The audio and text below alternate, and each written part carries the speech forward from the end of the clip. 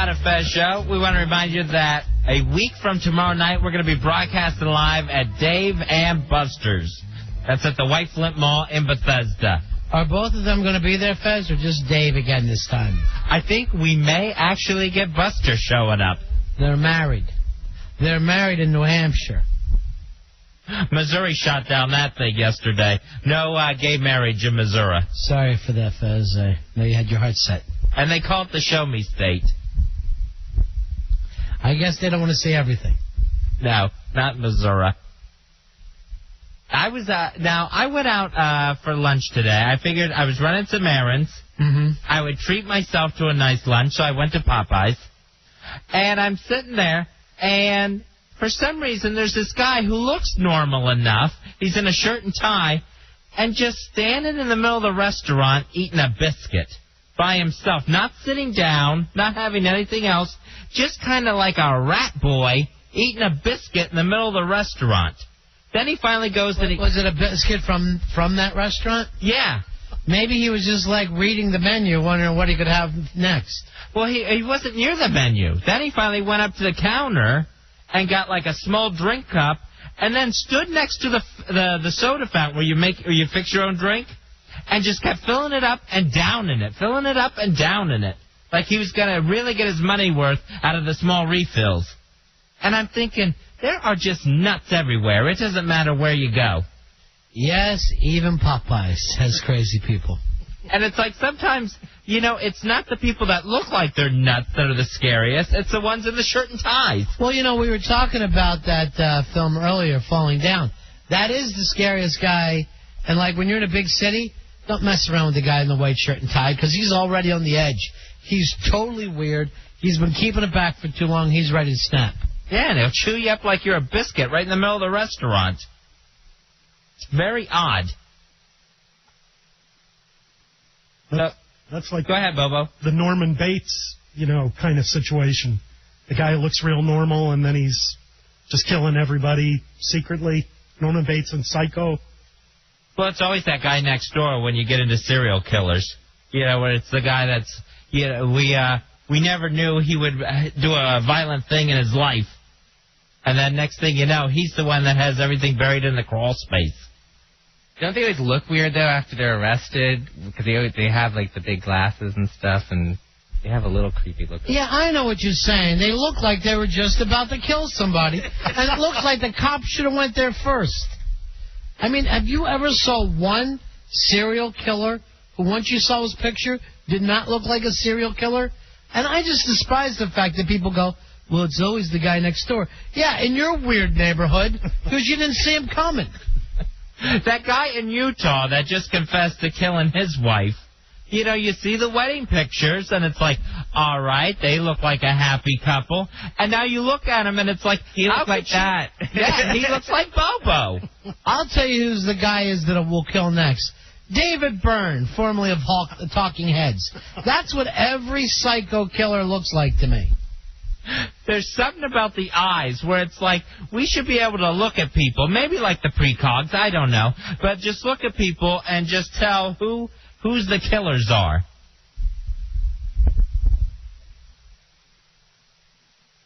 Janet, you're on the Ron and Fez Show. Hi, guys. Sorry, I got cut off earlier. What can we do for you? Hi. I was talking about the good guy thing.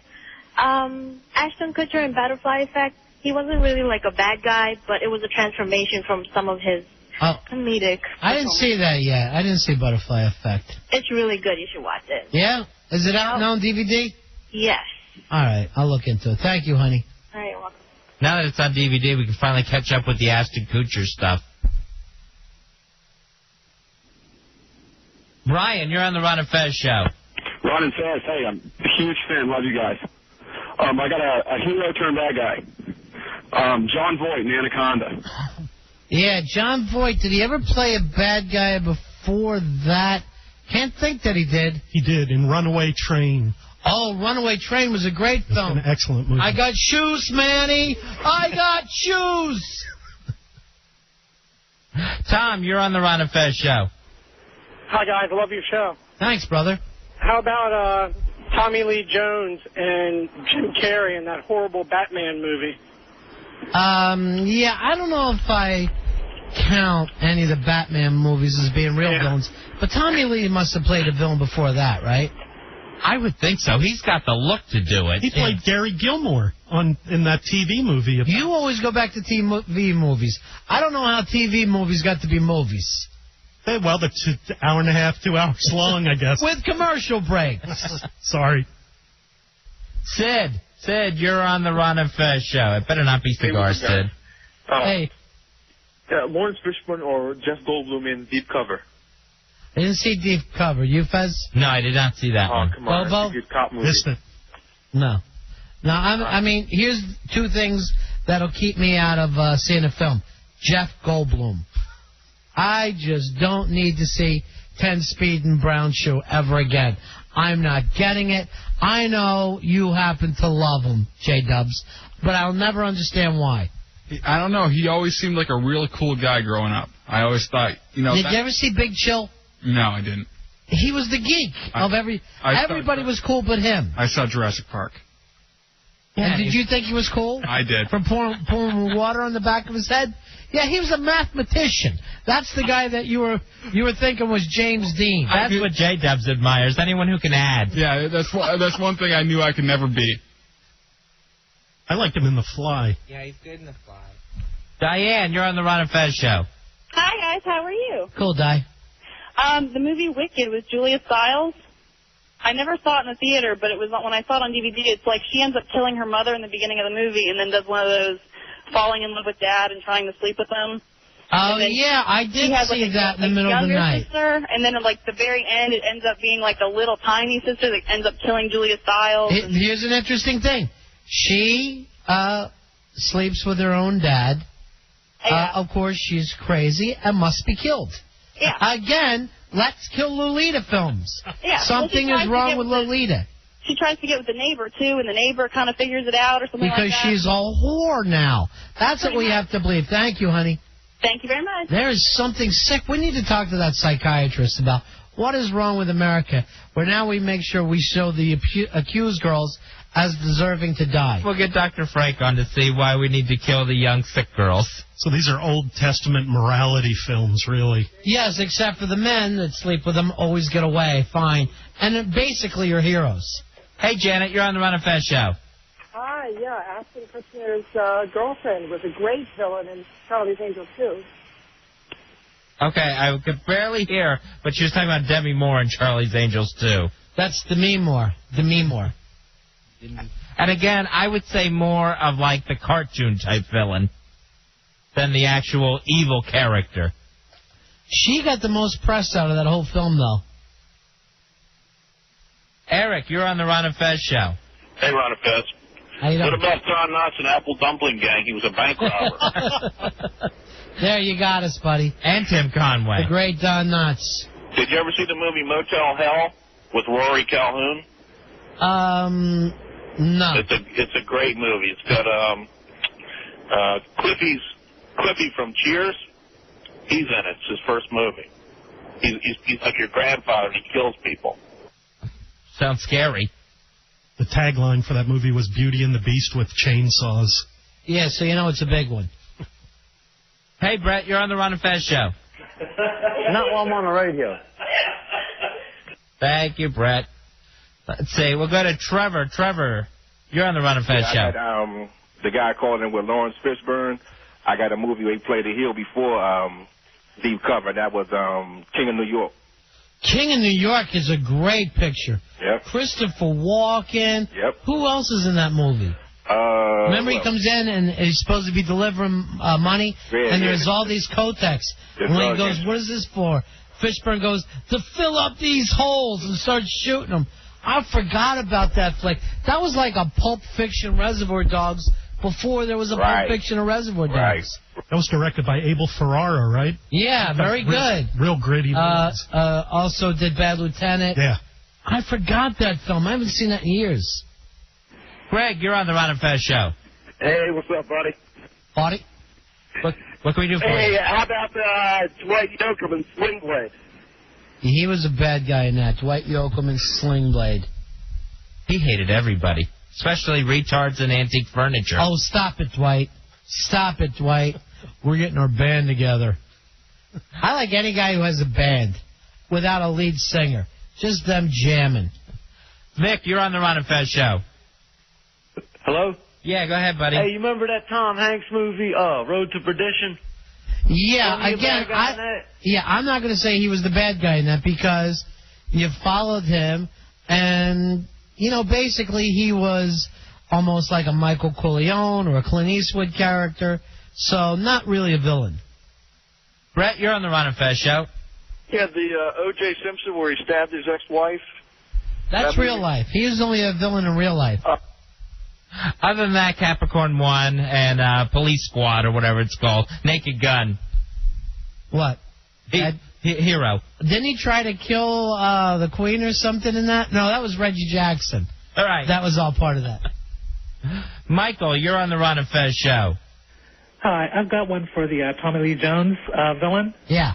I think it was actually the first movie he was, like, famous in. It was The Eyes of Laura Mars, where Faye Dunaway plays this fashion designer. I remember that, but I mean, that was a really old movie. But yeah. I don't remember that he was in it. He would have been pretty young in that film. Well, yeah, he was. And he still had the bad acne, of course.